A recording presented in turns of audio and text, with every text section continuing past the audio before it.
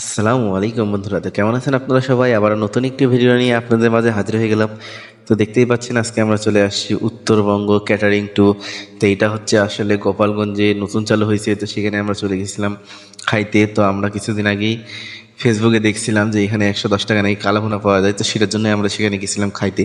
তো পুরো ভিডিও দেখার জন্য আমাদের সাথে থাকুন আর দেখতে থাকুন আরবি ফলক। তো আসলে আমাদের সেখানে গিয়ে কালাভুনা খাওয়া হয়েছে কি হয়নি, তো পুরো ভিডিও দেখার জন্য আমাদের সাথে থাকুন আর দেখতে থাকুন। তো দেখতেই পাচ্ছেন এই যে এখানে রান্না স্টার্ট হয়ে গেছে, তো ভাইরা রান্না করতেছিল আর আমি এই পাশে ভিডিও করতেছিলাম।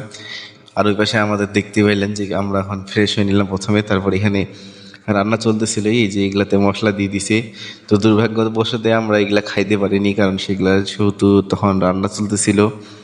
তো এই জন্যই। আর এখানে আমি আপনাদেরকে দেখা দিচ্ছি, এখানে ছিল ডাল আর এখানে ছিল অনেক রকমের ভর্তা। তো এগুলোর ভর্তার দাম মাত্র 10 টাকা করে। তো আমি আপনাদেরকে এখন দেখাই দিই যে এখানে আসলে কত রকমের ভর্তা পাওয়া যায়। তো এখানে মোটমাট 25 রকমের ভর্তা পাওয়া যায়।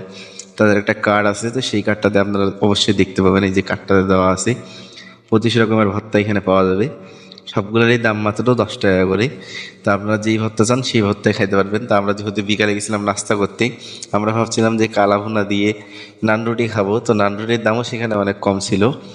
তো তারপর এখানে যেহেতু দেখতেই পাইলেন যে রান্না যেহেতু করছিল, তো সেই জন্য আমাদের আর কি কালা ভুনা খাওয়া হলো না। তো সেই জন্য আমরা এখন নান, আর দুঃখের বিষয় হচ্ছে ডাল দিয়ে খাইতে হচ্ছে নান। আমি জীবনের প্রথম এটা মনে হয় নান দিয়ে আর কি ডাল খাইছি। তো এটাই ছিল আমার ফার্স্ট আজকে নান দিয়ে ডাল খাওয়ার এক্সপিরিয়েন্স। তো দেখতেই পাচ্ছেন। তো তারপর এখানে যেহেতু আমাদের করার কিছু নাই, আমরা গেছি এমন টাইমে, সেই টাইমে রান্না হচ্ছিল, ওই টাইমে গেছি, তো সেই জন্য খাইতে পারিনি। তো নেক্সট ডে আমি আপনাদেরকে বন্ধুরা অবশ্যই দেখাবো এখানকার ফুল ভিডিও। তো ভিডিওটা ভালো লাগলে অবশ্যই লাইক কমেন্ট শেয়ার করে পাশে থাকবেন। তো আজকে এখান পর্যন্তই, দেখা হচ্ছে পরবর্তী ভিডিওতে। তখন বন্ধু সবাই ভালো থাকবেন, আল্লাহ হাফেজ।